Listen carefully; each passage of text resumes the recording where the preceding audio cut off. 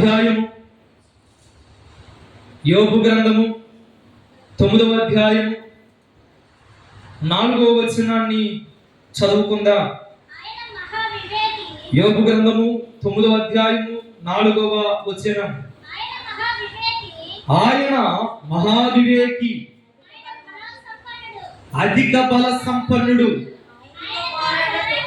ఆయనతో పోరాడ తెగించి హాని నందని వాడెవడు. చాలు, అందరు నాతో ఈ మాట చెప్పండి, గట్టిగా చెప్పాలి. ఆయన మహావివేకి, అధిక బల సంపన్నుడు. చాలు, చిన్న మాట ప్రార్థన. మా దేవా, మా పరిశుద్ధుడా, ప్రేమ కలిగిన తండ్రి, ఈ వచనము ద్వారా, ఈ మాట ద్వారా నాతోనూ మాతోనూ మీరు మాట్లాడమని కోరుతూ యేసు నామమున అడిగి వేడుకుని ప్రార్థిస్తున్నాము తండ్రి, ఆమేన్. ఇక తలపైకి ఎత్తి నా వైపు చూడ. యోబు గ్రంథము అన్నటువంటి గ్రంథం చాలా ప్రాముఖ్యమైన గ్రంథము అని చెప్పడం ఎటువంటి సందేహం లేదు. బైబిల్ చదవరులకు ఈ మాట నేను తెలియపరుస్తున్నాను.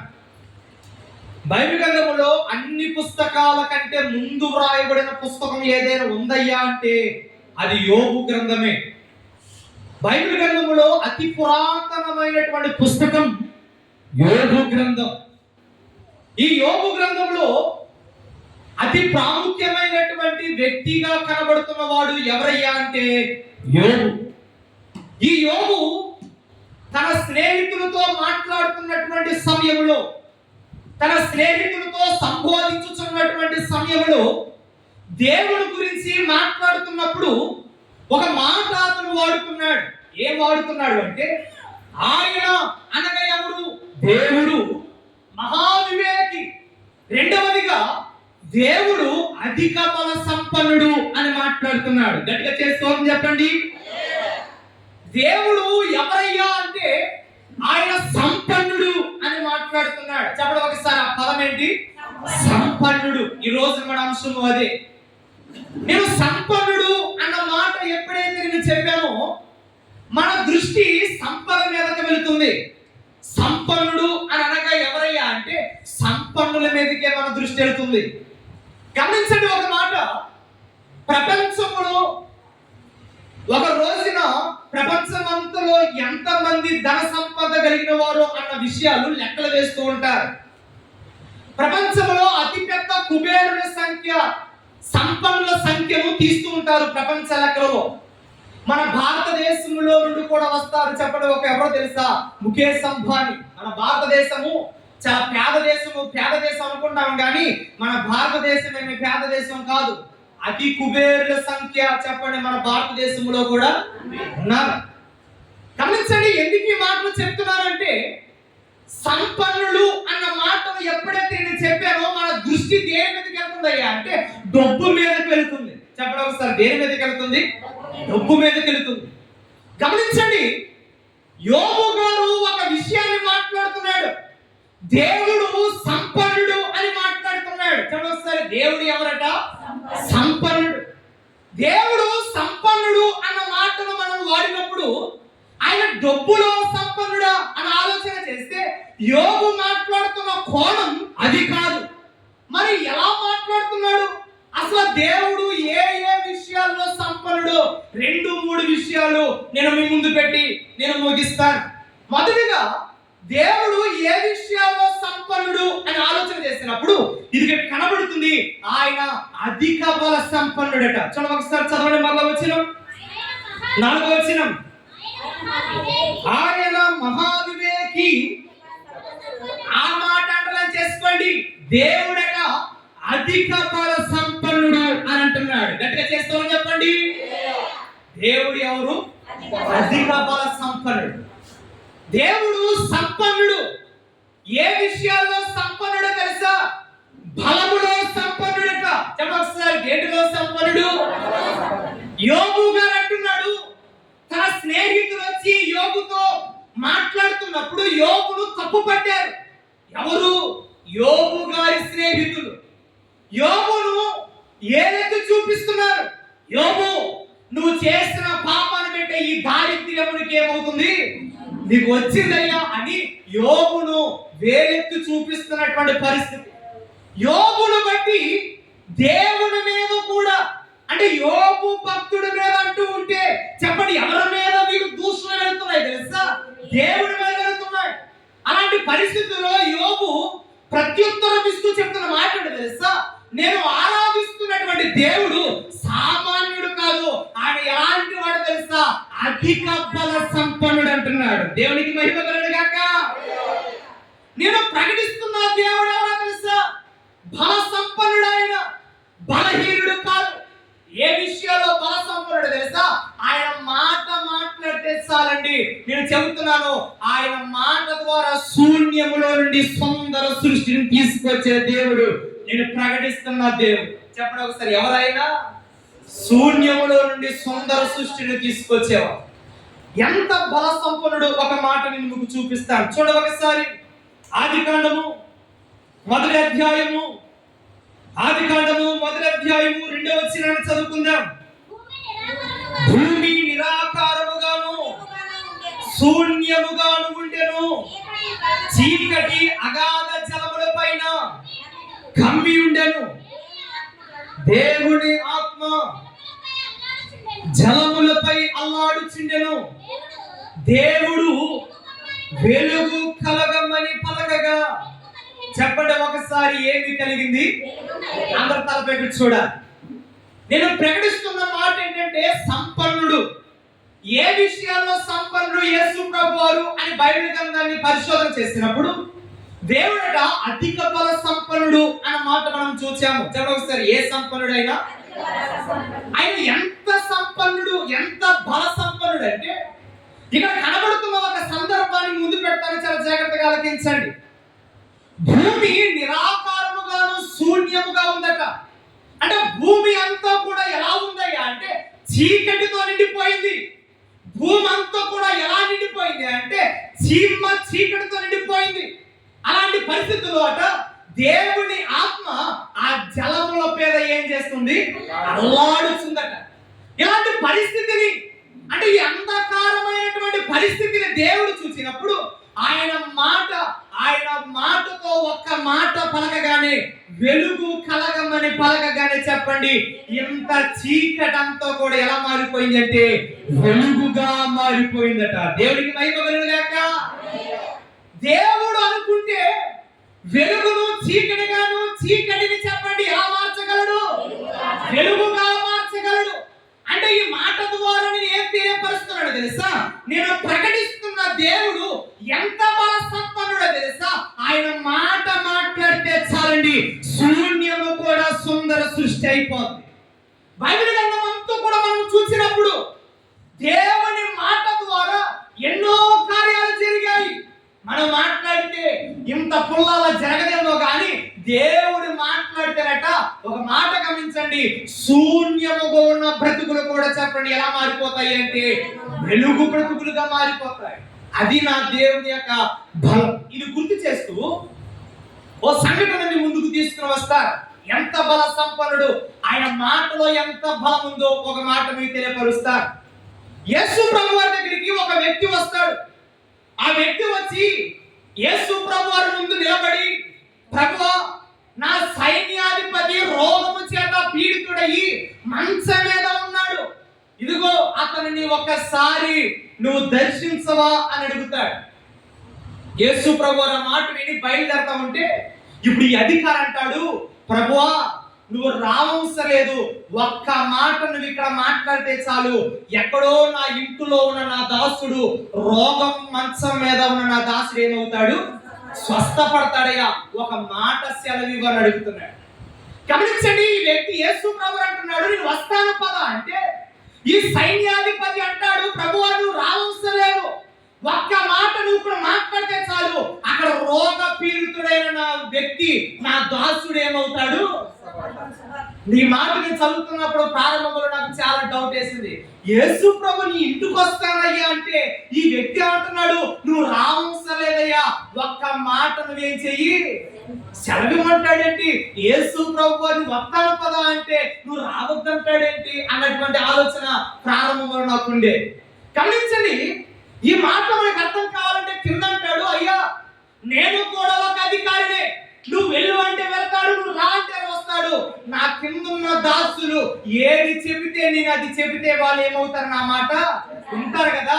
అయ్యా నువ్వు సర్వ సృష్టి సంపన్నుడవు, అధిక బల సంపన్నుడు గనక ఒక్క మాట నీ నోటుతో సెలవివ్వు, నా ఇంటికి దాకా రావసరం లేదు, నా ఇంటిలో ఉన్న నా దాసుడు ఏమైపోతాడు, స్వస్థపడిపోతాడు. వెంటనే యేసు ప్రభువు ఏమన్నాడు తెలుసా? గొప్ప విశ్వాసమిత కలిగి ఉన్నాడు అంటున్నాడు. ఒక మాట గమనించండి ప్రియ సహోదరి సోదరుడా, ఈ సందర్భాన్ని ఎందుకు మీ ముందు పెడుతున్నాను అంటే, నేను ప్రకటిస్తున్న దేవుడు ఆయన మాట మాట్లాడితే చాలండి, ఎలాంటి తీరని రోగమైన, ఎంతటి చీకటితో నిండిపోయిన బ్రతుకులైనా గాని నా దేవుడు సుసంపన్నమైన మాటతో మాట్లాడి సౌందర్యముతో నింపగలిగిన దేవుడు నా దేవుడు. దేవునికి మహిమ కలుగును గాక. ఈ మాట చెప్తున్నాను, యేసు ప్రభువు ఎవరయ్యా అంటే అధిక బల సంపన్నుడు ఆయన. చెప్పండి ఒకసారి, ఏ సంపన్నుడు ఆయన? అధిక బల సంపన్నుడు. ఇది మొదటిగా మనం చూడగలుగుతున్న ఒక మాట గమనించండి. నేను వచ్చి చూపించలేదు, ముందు కొనసాగుతున్నాను. యేసు ప్రభువు వారు గాలిని చూసి గద్దించగా, చెప్పండి గాలి ఏమైపోయిందట? తుఫాను చూసి గద్దించగానే తుఫాను సైతం కూడా ఏమైపోయింది? ఒక మాట గమనించండి, దేవుడు బల సంపన్నుడు. అంటే ఎంతటి బల సంపన్నుడు తెలుసా? ఈ భూమి మీద ఉన్న సర్వ సృష్టి మీద కూడా ఆయనకు అధికారం ఉంది. అన్నిటిని కూడా సునాయాసంగా ఆయన, చెప్పండి, మాట చేత దాన్ని ఏం చేయగలిగిన వాడు, లోపరుచుకొనగలిగిన వాడు. చెప్పండి ఒకసారి, ఏం చేయగలిగిన వాడు? అందుకని ఆయన మాటకు కూడా ఏముంది అంటే బలం ఉంది. అందుకనే గమనించండి, యోబు గారు అంటున్నాడు, నేను సేవిస్తున్న దేవుడు ఎవరో తెలుసా? బల సంపన్నుడు ఆయన. ఆయన బలహీనుడు కాదు. ఆయన మనం మర్చిపోయే దేవుడు కాదు. ఎల్లప్పుడూ కూడా మనను ఆయన గుర్తు చేసుకుంటూ మనకు ఆయన బలాన్ని అనుగ్రహించి ఆయన బలముతో నింపగలిగిన సమర్థుడు అని అంటున్నాడు యోబు. యోబు తన మిత్రులందరితో అంటున్నాడు, అయ్యా నేను బలహీనుడనేమో గాని నా బల సంపన్నుడైన దేవుడు నాకేం చేయగలిగిన వాడు, బలాన్ని ఇవ్వగలిగిన వాడు. ఆ బలము నాకు ఇచ్చి బలహీనుడైన నన్ను కూడా బలవంతుడుగా చేయగలిగిన వాడు అని మాట్లాడుతున్నాడు. నిజమే ప్రియ సోదరుడా, మనము బలహీనులమే కానీ మనము సేవిస్తున్న దేవుడు ఎవరో తెలుసా? బలవంతుడు. అందుకని యోబు గారు అంటున్నాడు, ఆయన ఏ విషయాల్లో సంపన్నుడయ్యా అంటే మొదటిగా ఆయన బలములో అధిక బల సంపన్నుడు అంటున్నాడు. చెప్పండి ఒకసారి, ఏ సంపన్నుడు? అధిక బల సంపన్నుడు.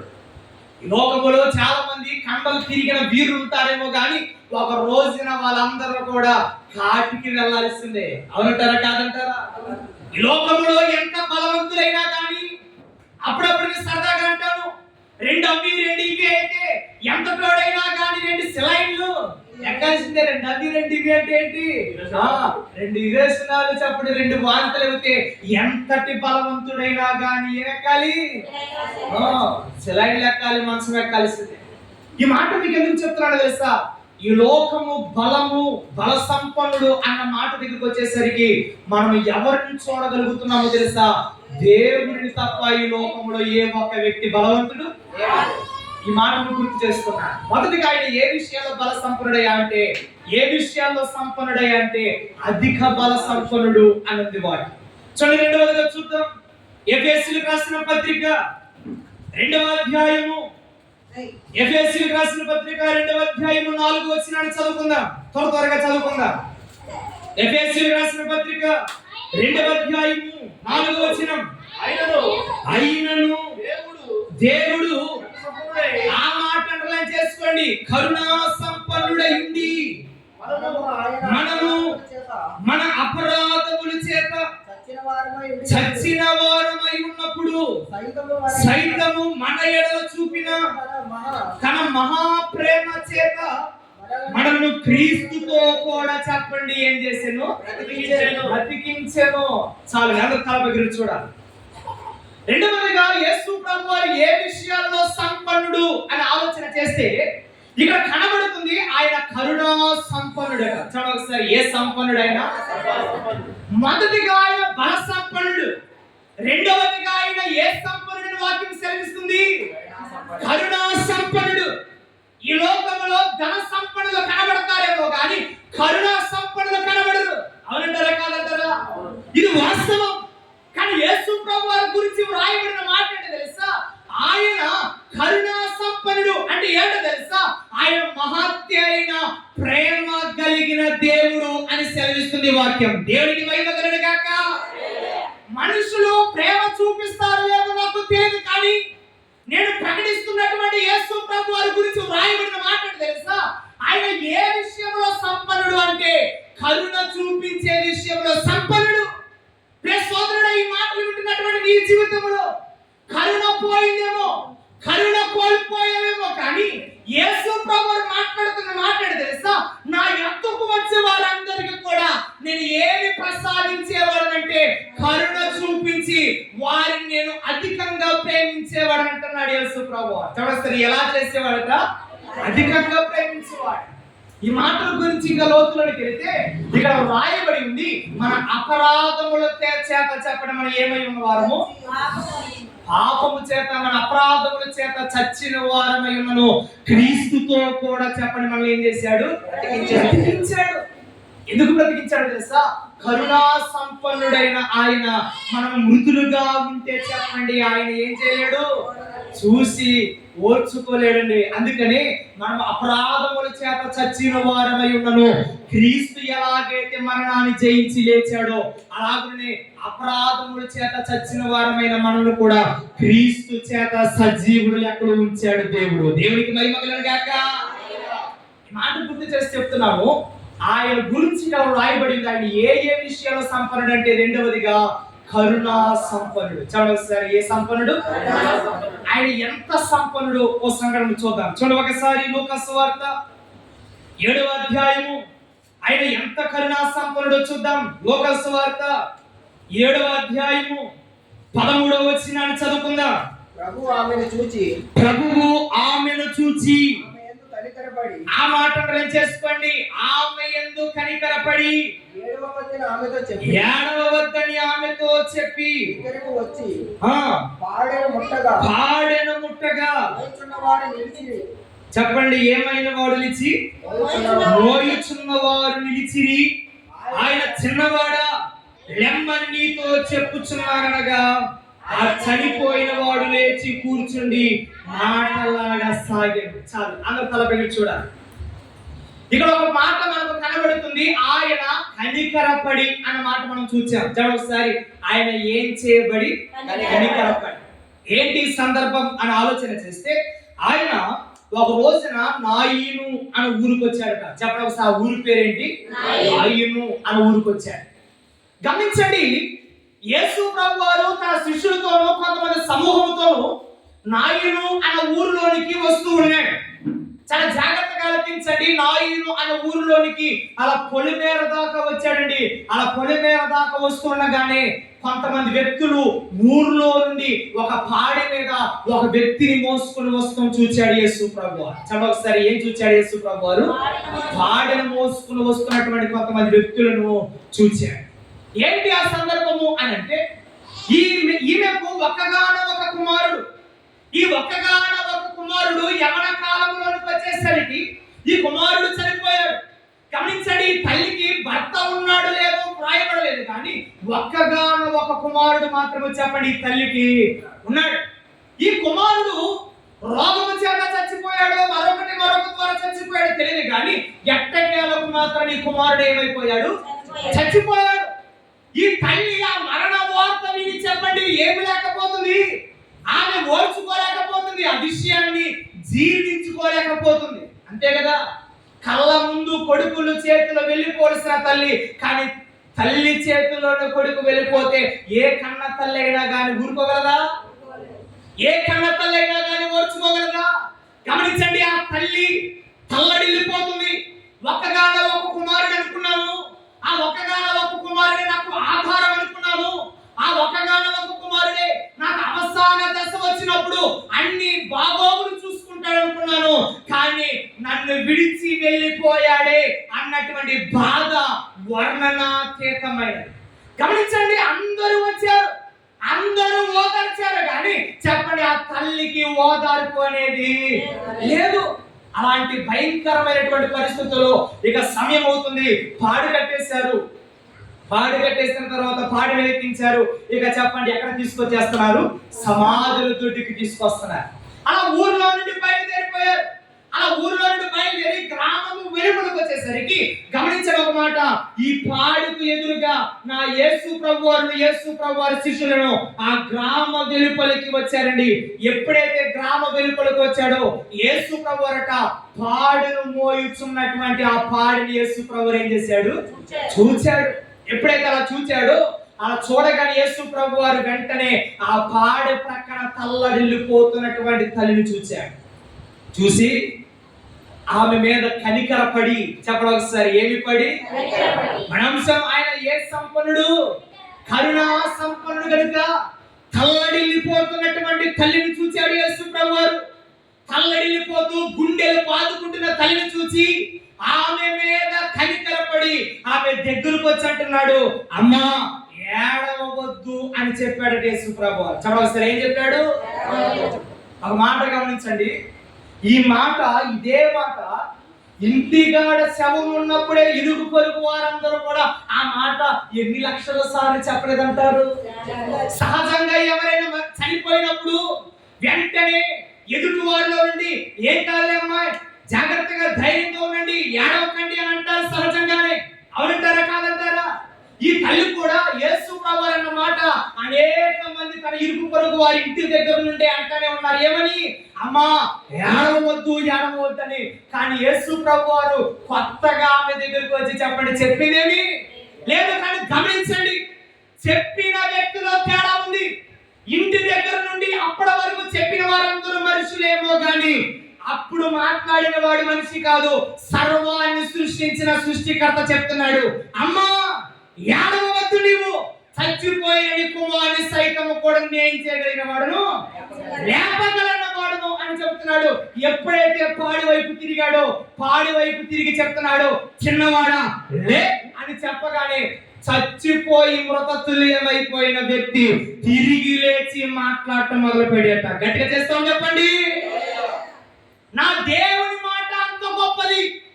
యేసు ప్రభువారు తల్లడిల్లిపోతూ గుండెలు బాదుకుంటున్న తల్లిని చూసి అంటున్నాడు, అమ్మా నువ్వు బాధపడవద్దు, ఆమె మీద కనికరపడి. చెప్పండి ఒకసారి, ఏ పడి అయినా? యేసు ప్రభువారు ఇదే మాట ఈ రోజున చెప్తున్నాడు. ప్రియ సహోదరుడా, ప్రియ సహోదరి, ఏ విషయాలను గుండెలు బాదుకుంటున్నావో నాకు తెలియదు, కానీ ఏ పరిస్థితుల్లో నువ్వు నలిగిపోతూ గుండెలు బాదుకుంటున్నావో నాకు తెలియదు, కానీ యేసు ప్రభువారు నిన్ను చూసి చెప్తున్నాడు, నీ మీద కనికరపడి చెప్తున్నాడు, నువ్వు ఏడవవలసిన పరిస్థితి లేదు.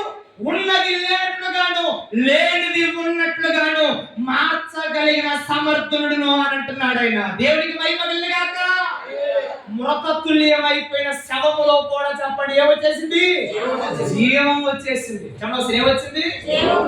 అందుకని అంటాను, మోడు బారిన జీవితాలు సైతము కూడా చెప్పండి ఆయన ఏం చేయగలిగిన వాడు? చేయగలిగిన వాడు. ఈ మాట గుర్తు చేస్తూ మరొక మాట ఇక్కడ మీకు చెప్తాను.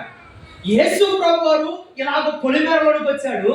ఇప్పుడు ఊర్లో నుండి మరణము అనేది చెప్పండి ఎక్కడికి వస్తుంది? బయటకు వస్తుంది. ఇప్పుడు గమనించండి, మరణం అనేది ఎవరికి ఎదురుపడింది అంటే యేసుకు ఎదురుపడింది. చెప్పండి ఎవరికి ఎదురుపడింది? ఇప్పుడు ఈ పాడి ఎవరికి ఎదురుపడింది? యేసుకు ఎదురుపడింది. కానీ గమనించండి, మరణము ఎదురుపడింది కానీ మరణము యేసు ప్రభువారి ముందు ఓడిపోయింది. దేవునికి మహిమ కలుగుగాక. మరణము యేసు ప్రభువారి ముందు ఏమైపోయింది? ఓడిపోయింది. చెప్పండి ఒకసారి, ఏమైపోయింది? అందుకనే మరణమా నీ ముళ్ళు ఎక్కడా? మరణమా నీ విజయం ఎక్కడా? మరణపు ముళ్ళు క్రీస్తు యేసు ఏం చేశాను? విరిచెను అన్న మాట ఉంటుంది. మరణపు ముళ్ళు యేసు ప్రభువు ఏం చేశాడట? విరిచాడట. ఈ మాట గుర్తు చేస్తూ చెప్తున్నాము, మరణం యేసు ప్రభు వారికి ఎదురుపడినప్పుడు మరణం యేసు ప్రభు వారి ముందు నిలవలేకపోయింది. చెప్పండి ఒకసారి, ఏమలేకపోయింది? నిలవలేకపోయింది. ఈ మాట గురించి చేస్తూ చెప్తున్నాను. ఇక్కడ మనం పర్టికులర్ గా మన దృష్టి దేని మీకు వెళ్ళాలి తెలుసా? యేసు ప్రభు వారు ఆమె ఎందు చెప్పండి ఏం పడ్డాడు అంటే కనికరపడి. అందుకని రెండవదిగా ఆయన ఏ సంపన్నుడు తెలుసా? కరుణా సంపన్నుడు. చెప్పండి ఒకసారి, ఏ సంపన్నుడు? కరుణా సంపన్నుడు. ఒక మాట గమనించండి, తల్లడిల్లిపోతున్నటువంటి ఆ తల్లి దగ్గరికి వచ్చి అమ్మా అన్న మాటలోనే ఎంత కనికరము పొందిందో ఆమె. అక్కడ రాయబడిన మాట మీరు పర్టికులర్ గా జాగ్రత్తగా చదవండి ప్రతి పదాన్ని. అక్కడ యేసు ప్రభు వారు అమ్మా అని పిలిచి ఆమె మీద చెప్పండి ఏమి పడి? కనికరపడి. ఒక మాట గమనించండి, అమ్మ అన్న పిలుపులోనే ఎంత గొప్ప ఆదరణ ఉంటుందో చెప్పడం ఒకసారి. ఏ పిలుపులో? అమ్మ అనే పిలుపులో ఎంత గొప్ప ఆదరణ ఉంటుందో. యేసు ప్రభు వారు ఆ కళ్ళడిల్లిపోతున్న గుండెలు బాదుకుని ఏడు చేస్తున్నటువంటి తల్లి దగ్గరికి వచ్చి కనికరపడినటువంటి ఆమెతో చెప్తున్నమాట, అమ్మా నువ్వు ఏడవవలసినటువంటి పరిస్థితి లేదు. ఎందుకని అంటే ఇదిగో మరణము సైతము జీవము లేని దాంట్లో సైతము జీవము గల దానిగా చేయగలిగిన వాడును నేను. నువ్వు ఏడవవలసిన పరిస్థితి. ఒక మాట గమనించండి, ఎప్పుడైతే యేసు ప్రభు వారు ఆ పాడిని ముట్టి ఆ పాడి మీద ఉన్న వ్యక్తి ఎప్పుడైతే లేచాడో ఈ తల్లిలో ఉన్న సంతోషము అవధులు లేని సంతోషం. అవునంటారా కాదంటారా? ఎంతగా సంతోషించుంటదో, ఎంతగా ఆనందించుంటదో, ఎంతైతే గుండెలు బాదుకుని ఏడ్చి ఆమె కన్నీరు మున్నీరైపోయిందో, ఈ కుమారుడు ఎప్పుడైతే పాడి మీద నుండి లేచి మాటలాడసాగాడో ఆ తల్లి ఆమె గుండెల బాదుకుని ఏడ్చిన దానికంటే ఆమె సంతోషం మరి అధికమైపోయింది. కారణం ఏంటి తెలుసా? యేసు ప్రభు ఆమె మీద పడిన కనికరాన్ని బట్టే. చదవస్తారు, దేని మీద? దేని బట్టి? కనికరాన్ని బట్టే. నిజం ఒక మాట మీకు చెప్తున్నానండి, క్రీస్తు యేసు ఎవరయ్యా అంటే ఆయన కరుణా సంపన్నుడు. ఆయనకు ఉన్నటువంటి కరుణ నేను చెబుతున్న ఒక మాట ఈ లోకములో ఎవ్వరికి కూడా లేదేమో. మనుషులందరూ కూడా మనుషుల యొక్క తత్వం ఏంటో తెలుసా? ఎవరిని నాశనం చేద్దామా, ఎవరిని బాధ పెడదామా అని చూస్తా ఉంటుంది. కానీ దేవుని కన్ను, దేవుని మనస్సు ఎవరెవరి దగ్గరికి వెళ్ళి వారిని బలపరుద్దామా అంటుంది. అందుకని ఎప్పుడు చెప్తూ ఉంటాను, మనము మనుషుల వైపు కాదండి చూసేది, కరుణా సంపన్నుడైన దేవుని వైపు మనం చూడాలి. చదవస్తారు, ఎవరి వైపు చూడాలి? మనుషుల వైపు చూస్తే నిరుత్సాహపరిచేవారిగా మనకు కనబడతారు. మనుషుల వైపు చూస్తే మనుషుల యొక్క మాటలు కుక్కను చెప్పండి వాళ్ళు నక్కగా చేయగలరు. నక్కను ఎలా చేయగలరు? కుక్కగా చేయగలరు. నక్కను కుక్కను మేకగా చేయగలరు, మేకను కుక్కగా చేయగలరు. ఈ మాటను ఉదాహరించి ఒక మాట మీకు చెప్తాను. మనుషుల యొక్క తత్వం ఎలా ఉంటుందో ఉదాహరణ మీకు చెప్తాను. ఒక 10 సంవత్సరాల క్రితం పాఠ్య పుస్తకాల్లో ఉన్నటువంటి సంఘటన ఇది. ఒక భేదబాపుడు అంటే తెలుసా మీకు? భేదబాపుడు అంటే బ్రాహ్మణుడు అన్నాడు ఒక పంతులుగా మన దృష్టిలో. ఈ భేదబాపుడు ఒక కార్యానికి, ఒక రోజున కార్యానికి వెళ్ళి ఆ కార్యాన్ని ముగించుకున్న తర్వాత అక్కడ ఉన్నవారట ఒక మేకపిల్లని ఇచ్చారట. చెప్పండి, ఎవరికి? భేదబాపుడికి. గమనించండి, ఇతనికి ఎప్పుడైతే ఇచ్చారో ఈ వ్యక్తి ఆ దానిని భుజాల మీద వేసుకుని, దేనిని ఇచ్చినటువంటి చిన్న మేకపిల్లని భుజాల మీద వేసుకుని ఇక తన ఇంటికి వస్తున్నాడు. అలా వస్తూ ఉంటే అతను ఒక అరణ్యంలో నుండి వెళ్ళాల్సింది తన ఊరికి. అలా వెళుతున్నప్పుడు గమనించిన ఒక మాట, ఒక 4 వ్యక్తులు ఆ భేదబాపుడి మీద ఉన్నటువంటి మేక మీద దృష్టి పడింది. చెప్పండి, దేని మీద దృష్టి పడింది? మేక మీద దృష్టి పడింది. దాన్ని ఎలాగైనా కానీ వీరు కోసుకుని తినాలి, దాన్ని ఎలాగైనా కానీ వీళ్ళు సంపాదించాలని దాన్ని ఎలాగైనా మంచిగా వండుకుని తినాలనిపించింది. అయితే ఏం చెయ్యాలి? ఒకటి, వాడిని ఎలాగైనా కానీ కొట్టైనా తీసుకోవాలి, కానీ అలా చేయకూడదన్నారు. మరి ఏం చెయ్యాలి అంటే ఈ 4గురిలో ఒక వ్యక్తి మంచి ఆలోచన చేశాడు. దగ్గర తెలుసా, రే అందరూ ఒక దగ్గర రండి, వాళ్ళు ఒక ఆలోచన చేసుకున్నారు. ఒక 4 స్థలాలు ఉంచండి అని అన్నారు. అయితే 4 స్థలాలు ఉంచున్నారు. ఈ భేదబాపుడు చక్కగా భుజాల మీద చెప్పండి చిన్న మేకపిల్ల వేసుకుని చెంగుమంటూ వస్తున్నాడు. చెప్పండి, ఎవరు? ఈ పెద్ద వస్తున్నాడు. అలా ఒక మార్గం దగ్గరికి వచ్చేసరికి ఒక వ్యక్తి ఎదురుపడ్డాడు. ఈ 4లో ఒక వ్యక్తి ఎదురుపడి ఏందయ్యా గురువు గారు అని అంటే, ఏంద్రా ఎలా ఉన్నావు అని అన్నాడు. బాబు, చాలా బాగున్నానయ్యా అన్నాడు. సర్లేగానయ్యా, మీరు కుక్కలను ముట్టరు కదా, మరి మీ మెడ మీద కుక్క ఎందుకు పెట్టుకున్నారయ్యా అని అన్నాడు. చెప్పండి ఒకసారి, ఏం పెట్టుకున్నారు? అరే ఇది కుక్క కాదురా, నీ కళ్ళకు చత్వారం వచ్చింది ఏమైనా చూసుకో, ఇది కుక్క కాదు, ఇదేంటిది మేక పిల్లలా అని అన్నాడు. ఇలా పైకి చూశాడు, ఆ బాపుడు అది ధ్యానం వేస్తుంది. అంటున్నాడు, అదేంటయ్యా పంతులు గారు, అదేంటయ్యా గురువు గారు, నీ మీద ఉంది, అది మేక పిల్ల కాదు, అదేనది కుక్కయ్యా ఇగో అని అంటే ఈయన గురువు గారు ఈ కళ్ళకి చత్తవాల్సిందని తిట్టి పంపించేశాడు. ఇక కాంత దూరం వెళ్ళాడు. ఎవరు? ఈ గురువు గారు కాస్త దూరం వెళ్ళేసరికి మరొకరు ఎదురుపడ్డాడు. మరొకరు ఎదురుపడి, అయ్యా గురువు గారండి ఎలా ఉన్నారు, బాగున్నారా అని అడిగిన తర్వాత వెంటనే అంటున్నాడు, అయ్యా మీరు కుక్కలు పందులు ముట్టరు కదా, మరి అదేంటయ్యా మీ మెడ మీద ఒక కుక్కను వేసుకుంటున్నారేంటి అన్నాడు. అతనికి మొదటోడు అలాగే ఉన్నాడు, అతను తిట్టి పంపించాను, రెండోవాడు కూడా చెప్పండి ఏమంటున్నాడు, అలాగే అంటున్నాడని అతను దింపాడు. ఎక్కడిగా చెప్పడానికి సార్ ఏం చేశాడు? డౌట్ పెరిగింది. తిప్పి చూసేసరికి అది ఇతను కళ్ళకి ఎలా కనబడుతుంది, కానీ ఎదుటోడు ఏమంటున్నాడు, అయ్యా అది కుక్క, అది మేక కాదంటున్నాడు.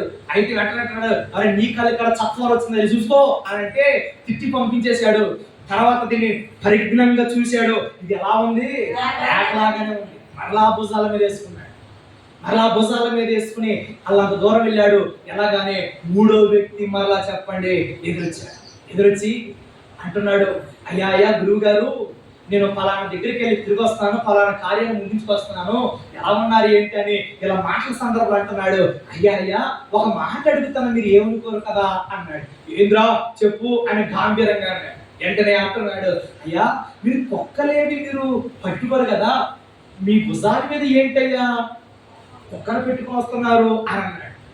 వెంటనే మొదటోడు అలాగే అన్నాడు, రెండోవాడు అలాగే అన్నాడు, మూడోవాడు కూడా అనేసరికి ఇక డౌట్ పీక్ స్టేజ్ లోకి వెళ్ళిపోయింది. వెంటనే దిప్పాడు, అరే మీకు ఎలా కనబడుతుంది అన్నాడు. అయ్యా ఇది కుక్క అయ్యా, కుక్కలో కుక్క అనకుండా పంది అంటారా అన్నాడు ఎదుటోడు. అంతే కదా. వెంటనే అనేసరికి ఈ గురువు గారికి డౌట్ వచ్చింది. డౌట్ రాగానే ఇతను కూడా తిట్టి పంపించాడు. ఒరే వెళ్తా అడుగుతున్నాడు గురువు గారు, ఇది నీకు ఎలా కనపడుతుంది, నాకలకే చత్వారం వచ్చిందా అన్న డౌట్ కూడా వచ్చేసింది. చెప్పండి ఎవరికి? గురువు గారికి. ఎప్పుడైతే వచ్చేసిందో ఈ మూడవను కూడా తిట్టి పంపించేశాడు. ఇక భుజాల మీద వేసుకున్నాడు, వెళుతున్నప్పుడు ఒక ఆలోచన చేయటం మొదలు పెట్టాడు. నాలుగో వాడు ఎదురుపడితే ఇది ఇంకా దెయ్యమే తప్ప, ఇది నా కళ్ళకి మేకలా కనపడుతుంది, వాళ్ళ కళ్ళకి కుక్కలా కనపడుతుంది, ఇది దెయ్యం తప్ప మరొకటి అనుకున్నాడు. నాలుగో వాడు ఎవరైనా కనబడి చెబితే ఖచ్చితంగా దాన్ని ఇక్కడ పడసేసి వెళ్ళిపోదాం అనుకున్నాడు. అలా అంత దూరం వెళ్ళాడండి. చెప్పండి అనుకున్నట్లుగా నేను నాలుగో వ్యక్తి ఎదురుపడ్డగానే అయ్యా గురువు గారు ఏంటి ఎలా ఉన్నారంటున్నాడు. వెంటనే వాళ్ళందరూ కూడా ఆడేసరికి ఏదో బాగున్నాడు, ఇలా పలానా కార్యం ముగించుకుని వస్తానని గురువు గారు అన్న మాట అంటున్నాడు. అయ్యా ఈ భుజాల మీద ఏంటయ్యా మీరు కుక్కనెట్టుకు వస్తున్నారు ఏంటి అన్నాడు నాలుగో వాడు. చెప్పడం ఏమన్నాడు, వస్తారేంటయ్యా అని అనేసరికి ఇక డౌట్ క్లారిఫై అయిపోయింది. ఇది నా కళ్ళకి మేకలా కనబడుతుంది కానీ ఇది ఖచ్చితంగా ఏమే, ఇది వాళ్ళ కళ్ళకి కుక్కలాగా నా కళ్ళకు మేకలా కనబడుతుందని ఆంతున దానికి వెనక పడవేసి వెనక్కి చూడకుండా పరిగెత్తిపోయాడు. ఎందుకు మాటలు చెప్తున్నాడు తెలుసా? మనుషుల యొక్క తంతు ఎలా ఉంటుందో తెలుసా? కుక్కను మేకలాగాను, మేకను కుక్కలాగాను చేయగలరు. నిజంగా ఒక మాట మీకు చెప్తున్నాను, చాలా కుటుంబాలు చిన్న చిన్న గొడవలకు చదువుకోవలసినటువంటి కుటుంబాలన్నీ కోట్లు మెట్లెక్కుతున్నాయి. కారణం ఏంటో తెలుసా? చెప్పుడు మాటలకే. మళ్ళా ఈ మాట చెప్తున్నాను, చాలా కుటుంబాలు పతనం అయిపోవటానికి కారణం ఏంటో తెలుసా? అనేక మంది మాటలు వినే పచ్చని కాపురాలలో నుప్పులు పోసేస్తున్నారు చాలా మంది. సోదరుడు ఈ మాటలు వింటున్నటువంటి నీ జీవితం ఎలా ఉందో లేదో నాకు తెలియదు కానీ మనుషుల వైపు చూడొద్దు, మనుషుల యొక్క మాటల వైపు చూడొద్దు. వారు నీ జీవితాన్ని, నీ క్రమమైన పచ్చని కుటుంబ జీవితాన్ని వారు ఎలా చేస్తారో తెలుసా? నుప్పులు పోసి నాశనం చేస్తారు. మనం ఎవరి మీద చూడాలి? యేసు వైపు చూస్తూ ముందుకెళ్ళాలి. ఈ మాట గుర్తు చేస్తూ చెప్తున్నాను, మనం మనుషుల వైపు చూసి లోకం వైపు చూస్తే మన కుటుంబాలు సర్వనాశనం అయిపోతాయి. చాలా కాలం క్రితం ఒక మాట విన్నాను. ఒక మంచి వివాహం అయ్యి మంచి స్థితిలో ఒక స్థితిలో ఉన్నటువంటి 2-3 సంవత్సరాలు అయిందట. కానీ ఆ కుమార్తె, ఆ మంచి యవన కాలంలో ఉన్న స్త్రీ ఉరిపోసుకుని చచ్చిపోయింది. ఎందుకు చచ్చిపోయిందో తెలుసా? అత్తవారింటిలోనట భర్త పోరును భార్య పోరు తట్టుకోలేక. చెప్పండి ఒకసారి, ఎవరి పోరు తట్టుకోలేక? ఎందుకో తెలుసా?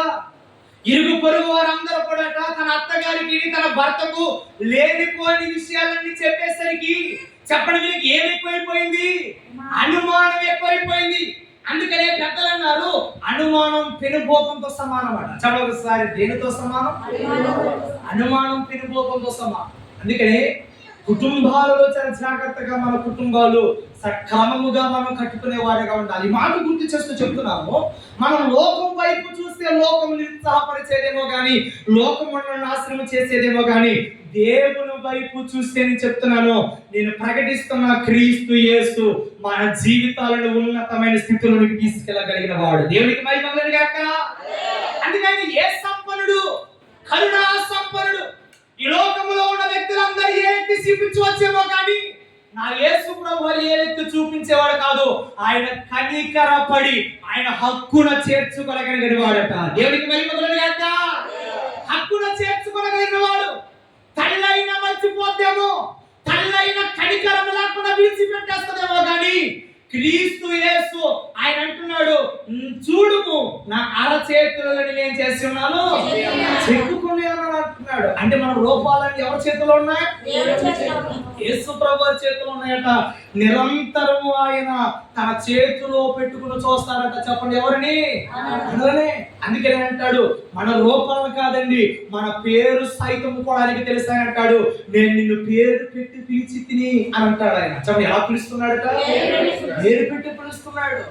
అందుకే ఈ మాట గుర్తు చేస్తూ చెప్తున్నాను, మొదటిగా ఆయన ఏ విషయాల్లో సంపన్నుడు తెలుసా? ఒకటి, ఆయన అధిక బల సంపన్నుడు. రెండవదిగా ఆయన ఏ సంపన్నుడు తెలుసా? కరుణా సంపన్నుడు. అయితే ఈ కరుణా సంపన్నుడైన ఈ వ్యక్తి ఆమె అడగక ముందే ఆమె మీద కనికరపడి చెప్పండి ఆమె జీవితంలో ఏం చేశాడు? మేలును చేశాడు. అయితే మరొక మాట నాకు విచిత్రంగా కనబడింది.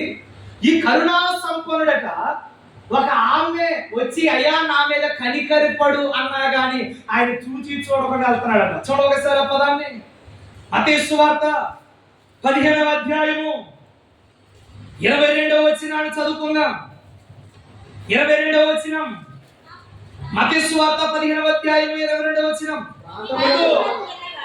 ఇదిగో 21వ వచనం నుండి చదవండి. రెండు కలిసి ఉంది. యేసు అక్కడి నుండి బయలుదేరి తూరు సీదోను ప్రాంతములు వెళ్ళగా ఇదిగో ఆ ప్రాంతముల నుండి కనాను స్త్రీ ఒకటి వచ్చి, ప్రభువా దావీదు కుమారుడా నన్ను కరుణింపుము, నా కుమార్తె దయ్యము పట్టి బహు బాధపడుచున్నదని కేకలు వేసెను. అందుకు ఆయన ఆమెతో చెప్పండి ఒకసారి, ఒక్క మాట అయినను ఒకసారి తలపై చూడాలి. యేసు ప్రభువు గురించి ఆయన ఏ సంపన్నుడు అని చెప్పాను? కరుణా సంపన్నుడు అని చెప్పాను.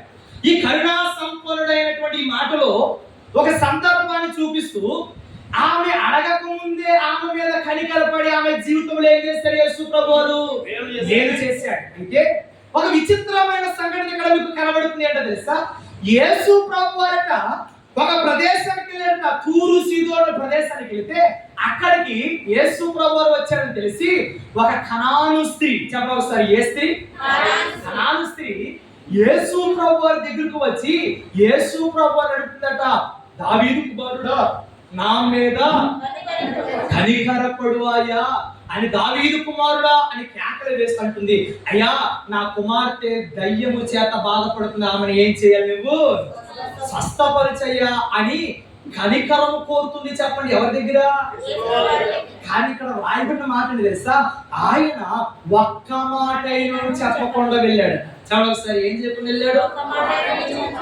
ఒక మాట గమనించండి. యేసు ప్రభువు అడగక ముందే కనికరపడి మేలు చేస్తే మరొక సంఘటనలో యేసు ప్రభువు వారి దగ్గరికి వచ్చి కనికరపడినా గాని కనికరము చూపించకుండా వెళ్తున్నాడట. చెప్పండి, ఎవరు? యేసు ప్రభువు. అదేంటి? ఈ మాట మాత్రమే కాదు, చూడమరొక చూద్దాం. మార్కు సువార్త 10వ అధ్యాయము 47వ వచనాన్ని కూడా చదువుకుందాం. మార్కు సువార్త 10:47. దావీదు కుమారుడా, చదవండి 10వ అధ్యాయం 47వ వచనం. ఈయన నజరేయుడైన యేసు అని వాడు విని, దావీదు కుమారుడా యేసు నన్ను కరుణింపమని కేకలు వేయ మొదలు పెట్టెను. ఊరు ఉండమని అనేకులు అని గద్దించి గాని వాడు దావీదు కుమారుడా నన్ను కనికరింపమని మరి ఎక్కువగా చెప్పండి ఏం చేశాడట? అందరు గట్టిగా చేస్తారని చెప్పండి, చెప్పండి. నా వైపు చూడాలి. కనించిన ఒక మాట, యేసు ప్రభు వారు గురించి మనం చూస్తున్నప్పుడు కరుణా సంపన్నుడైనటువంటి ఆయన అడగక ముందే ఒక ఆమె జీవితంలో మేలు చేస్తే ఇక్కడ కనబడుతుంది. అడిగినా కనికర చూపించయ్యా అని అడిగినా కానీ కరుణ చూపించకుండానే వెళ్తున్నాడట. చాలా సార్ ఏం చూపించగలుగుతున్నాడు? ఏంటి సందర్భం అని ఆలోచన చేస్తే గమనించండి, అక్కడ కనాను స్త్రీని చూస్తాము, ఇక్కడ బర్తలోమయి అన్న వ్యక్తిని చూస్తాం. చెప్పండి ఒకసారి, ఈయన పేరేం పేరు?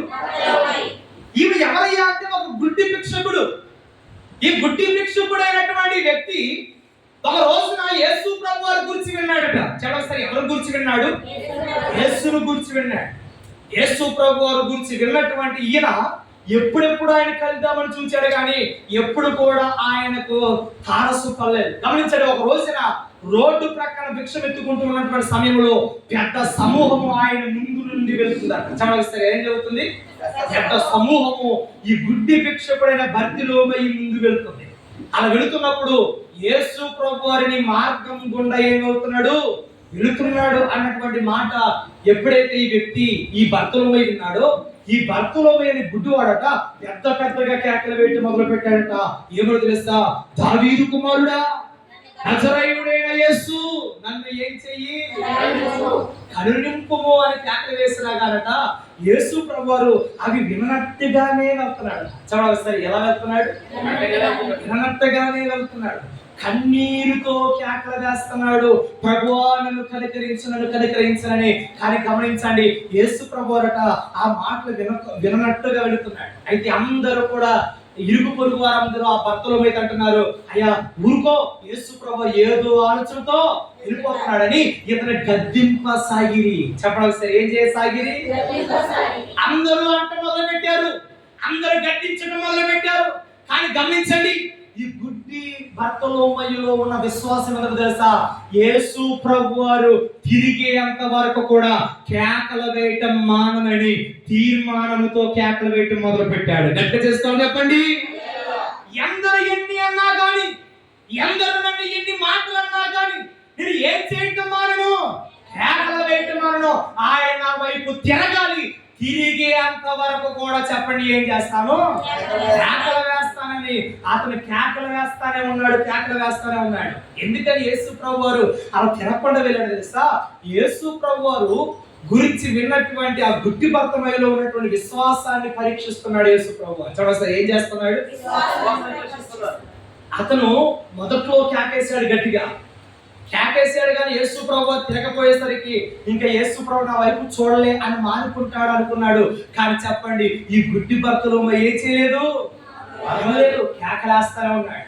2, అతను చుట్టూ ఉన్న వారందరూ కూడా తిరగ మొదలు పెట్టారు, గద్దింపసాగారు. అయినా కానీ చెప్పండి, ఈ గుడ్డి బర్తలోమయి ఏం చేయటం లేదు.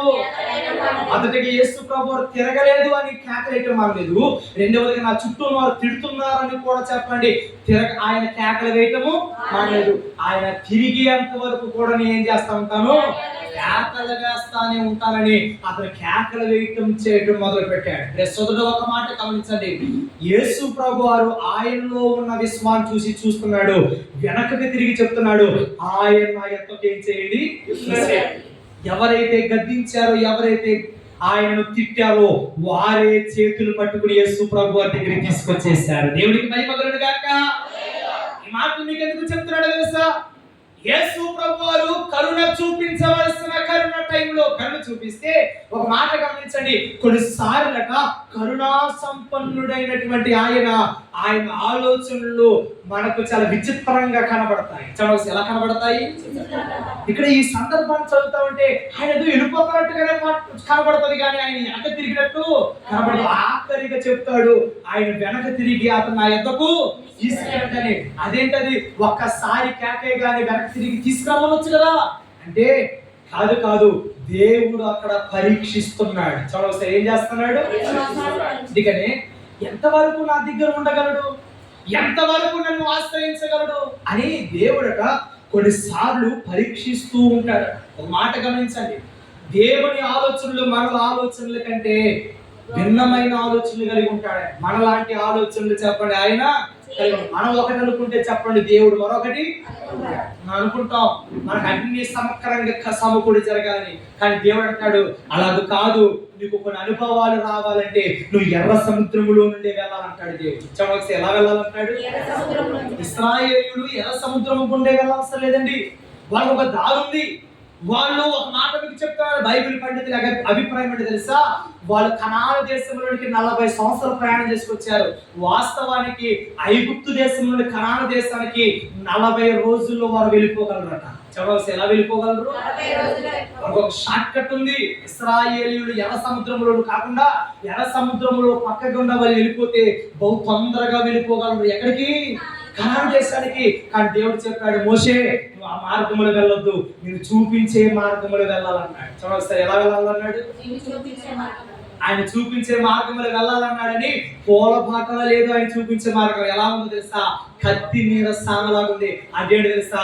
ఎలా తీసుకెళ్తున్నాడు? ఆయన ఎర్ర సముద్రములో నుండి తీసుకెళ్తున్నాడు. వాస్తవానికి ఇశ్రాయేలు మార్గం చాలా సౌందర్యమైన మార్గం, చాలా చక్కగా వారు వెళ్ళిపోగలరు. ఎర్ర సముద్రములో నుండి కాకుండా వెళ్ళగలరు, కానీ దేవుడు అన్నాడు నువ్వు ఎర్ర సముద్రములో నుండి వెళ్ళాలి. అదేంటయ్యా? నువ్వు అలా ఎర్ర సముద్రములో నుండి వెళ్ళినప్పుడే చెప్పండి నీకేమి ఎదురవుతాయి? అనుభవం వస్తుంది. చెప్పాలి సార్, ఏమొస్తుంది? అనుభవం వస్తుంది. నువ్వు అనుభవం రావాలి అంటే చెప్పండి ఎలా వెళ్ళాలి? శ్రమల గుండానే వెళ్ళాలి. అందుకని సాధు సుందర్ సింగ్ ఒక మాట అంటాడు, ఏంటో తెలుసా? అయ్యా నాకు శ్రమలు వద్దు అని ప్రార్థన చేయకూడదట, శ్రమలలో నాకు విజయాన్ని దయచేయి ప్రభు అని ప్రార్థన చేయాలి. చెప్పాలి ఎలా ప్రార్థన చేయాలి? శ్రమలో నాకు విజయాన్ని దయచేయి ప్రభు అని ప్రార్థన చేయాలి. గమనించండి ఒక మాట, దేవుడి సన్నిధి దగ్గరికి వస్తున్న మనకు దేవుడు కొన్నిసార్లు కొన్ని విచిత్రమైన మార్గంలో తీసుకెళ్తాడు.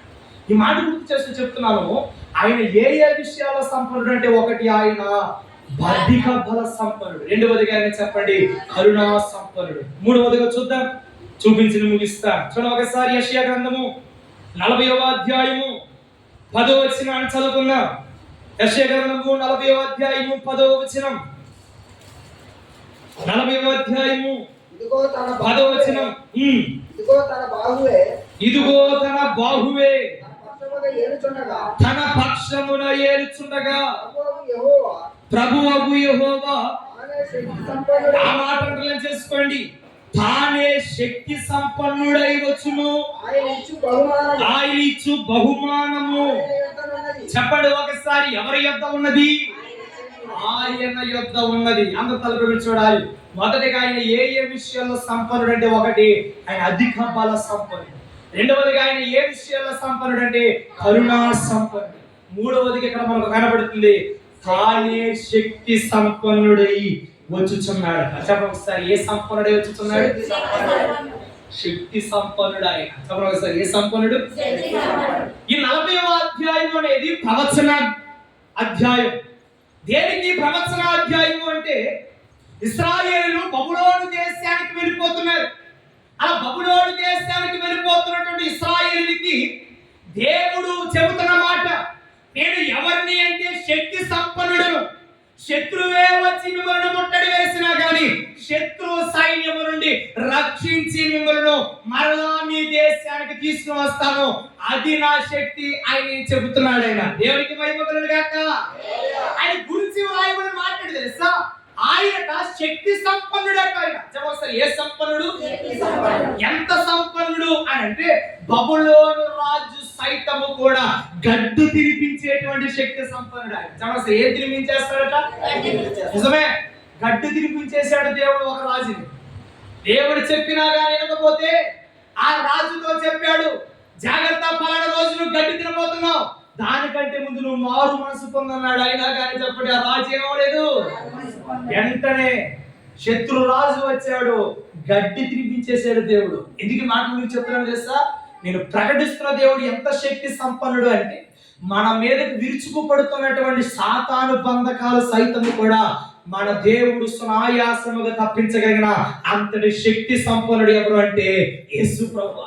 చాలా మంది చాలా వాటికి భయపడుతూ ఉంటాడు. నేను అంటాను, నువ్వు భయపడుతున్నావు అంటే నువ్వు అనుసరించుచున్నావు, నువ్వు దేవుడి సందుకు వచ్చినా కానీ ఎవరు శక్తిమంతుడు అని నమ్మట్లేదు, దేవుడు శక్తిమంతుడు నమ్మట్లేదు.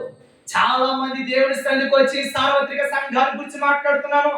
చాలా మంది దేవుడి సందుకు వస్తున్నారు కానీ ఆయన సంపన్నులు శక్తి సంపన్నుడు నమ్మట్లేదు. సమస్య ఏ సంపన్నుడు నమ్మట్లేదు.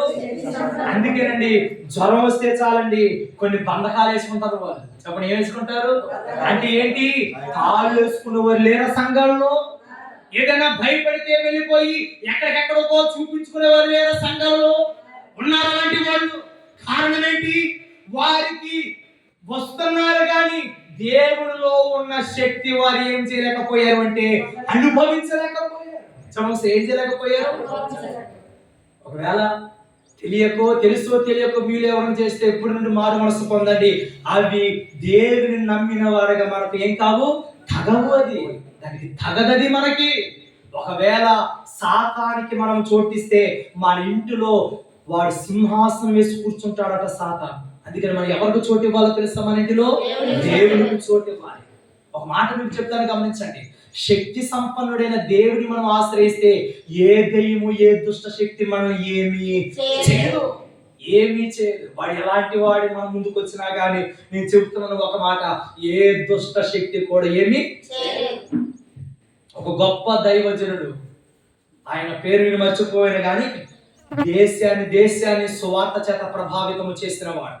మన ఇండియా కూడా వచ్చాడు. ఆయన వచ్చి ఆయన సువార్త ప్రకటిస్తామంటే వేల మంది రక్షణలోకి వచ్చేవారు. అయితే గమనించండి, ఈ వ్యక్తి ఒక దేశానికి వెళ్ళినప్పుడు, నా గుర్తున్నంత వరకు మన భారతదేశం అనుకుంటాను వచ్చినప్పుడు, ఇతను అనేక మందిని దేవుని యొద్దకు నడిపిస్తున్నాడు అని ఒక మాంత్రికుడట ఆ దైవజనుని బలిపీఠం మీదే చంపేయాలనుకున్నాడట. చెప్పండి ఒకసారి, ఎక్కడ చంపేయాలనుకున్నాడు? అయితే ఈ మాంత్రికుడు మరొక నలుగురు మాంత్రికులు తెచ్చుకున్నాడు. ఎక్కడ తెలుసా?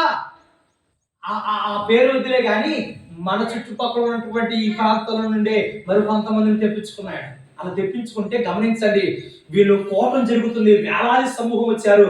ఆ వేలాది సమూహంలో 4 చోట్ల చెప్పండి వీళ్ళు ఉన్నారు. అయితే దైవజనుడు స్టేజ్ మీదకి వెళ్ళగానే ఆ స్టేజ్ మీద కుప్ప కులిపే చచ్చిపోవాలని పన్నాగం వేశారు దైవజనుడి మీద.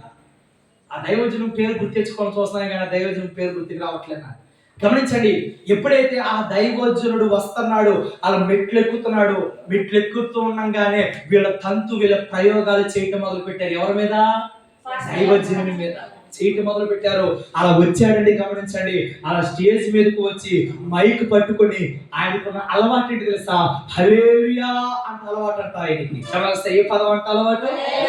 ఆ పదం అంటాం అలవాటు. ఎప్పుడైతే ఆ మాట ఆయన మాట్లాడాడో ఆ 4 వైపులా ఉన్నటువంటి 9 మాంత్రికులు పడిపోయి మోర్చ వచ్చిన వారు ఎలాగైతే కొట్టుకుంటారో అలా కొట్టుకోవటం మొదలు పెట్టారట. వెంటనే గమనించండి ఒక మాట, ఎప్పుడైతే అలాగే వాళ్ళు పడిపోయి కొట్టుకోవడం మొదలు పెట్టారో వీళ్ళు 9 ఎక్కడ తీసుకొచ్చారో తెలుసా? దైవజనుడి దగ్గరికి తీసుకొచ్చారు. దైవజనుడి దగ్గరికి తీసుకొచ్చిన తర్వాత దైవజనుడు వాళ్ళ మీద చేతులు ఉంచి ప్రార్థన చేయగా దైవజనుని ప్రార్థనకు దుష్ట శక్తులన్నీ విడిపోయి వెళ్ళిపోయాయట. గట్టిగా చేసుకోండి చెప్పండి. వాళ్ళు విముక్తులయ్యారు. ఎప్పుడైతే వీళ్ళు అంటున్నారు, సాక్షి ఇవ్వడం మొదలు పెట్టారయ్యా, మేము ఎవరో తెలుసా? మాంత్రికులము, నిన్ను చంపేయాలని వచ్చాము, కానీ నిన్ను చంపేయాలనుకున్నాము కానీ నువ్వు ప్రకటిస్తున్న దేవుడే మాలో ఉన్న దుష్ట శక్తులను చంపేశాడు అంటున్నారు వాళ్ళు. దేవుడికి భయపడుతుంది కాక, దేవుడు అంత శక్తిమంతుడు. అందుకనే దేవునికి భయపడకూడదు. నేను చెప్తున్నాను ఒక మాట, బైబిల్ గ్రంథంలో ఉంది, పిరికి వారట పరలోక రాజ్యానికి వారసులు కాలరట. వారసులు కాలేరు? పరలోక రాజ్యానికి వారసులు కాలేరు. ఎవరు? పిరికివారు. చెప్పండి, ఏ వారు? పిరికివారు అంటే చీకటి చూసి మామూలుగా ఈ భయం కాదు. ఏ భయము? జ్వరం వచ్చేస్తే భయపడిపోయి వెళ్ళిపోతారు చూడండి, ఆ పిరికివారు. ఏదైనా భయపడిపోతే 4 రోజులు జ్వరం తగ్గకపోతే వెళ్ళిపోతారు చూడండి, ఆ పిరికివారు. దేవుడు అంటే నమ్మకం లేని పిరికివారు. అంటే గట్టిగా మాట్లాడుతున్నాను ఒక మాట.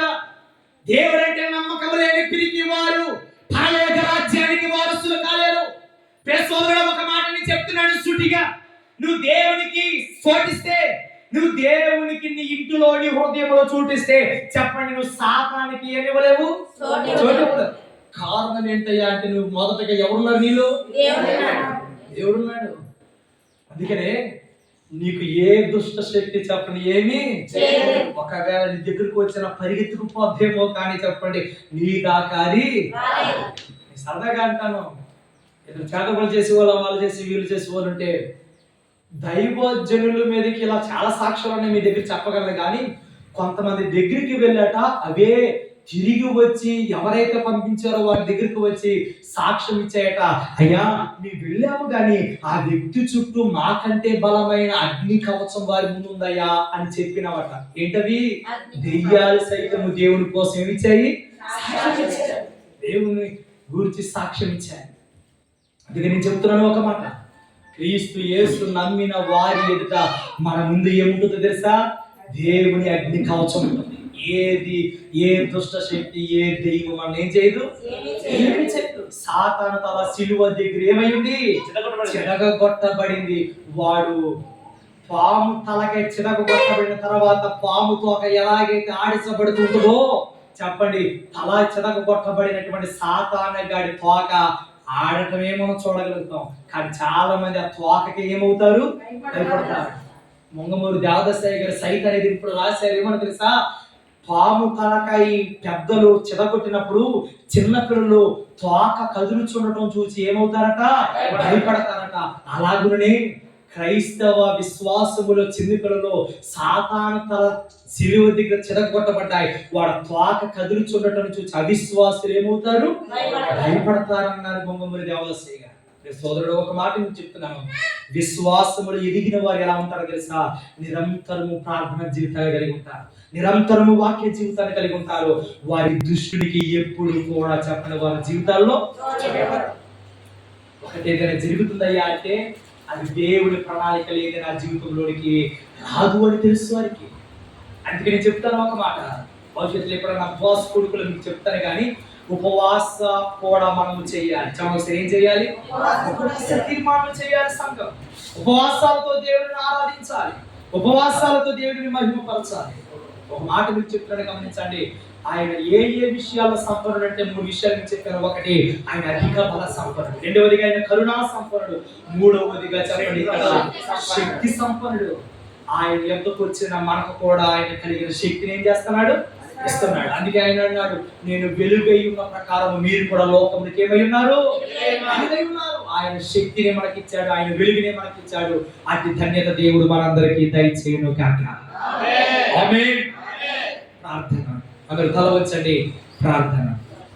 పరిశుద్ధుడా, ప్రేమ కలిగిన మా తండ్రి, రక్షకుడా, నీ నామానికి మహిమ ఘనత ప్రభావములు చెల్లించుచున్నాను. నీ సన్నిధి ఆవరణములోకి వచ్చా ప్రభువా, నీ సన్నిధి కాదులో ఉన్నాను ప్రభువా, నీ సన్నిధి ఆవరణములో ఉన్నాను ప్రభువా, నీ సన్నిధిలో ఉన్నాను తండ్రి. మాతో మీరు మాట్లాడారు.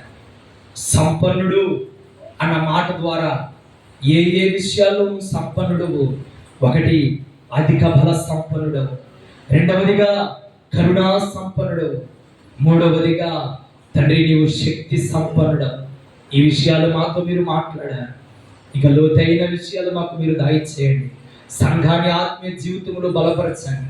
సంఘాన్ని ఇంకను దేవ ఆత్మీయ జీవితంలో ఇంకనూ బలపడేటువంటి కృపాధన్యత దయచేయమని కోరుతున్నాను. దీనుడును అల్పుడును అపాత్రుడు నన్ను మీరు వాడుకున్న విధానాన్ని బట్టి నీకు స్తోత్రం.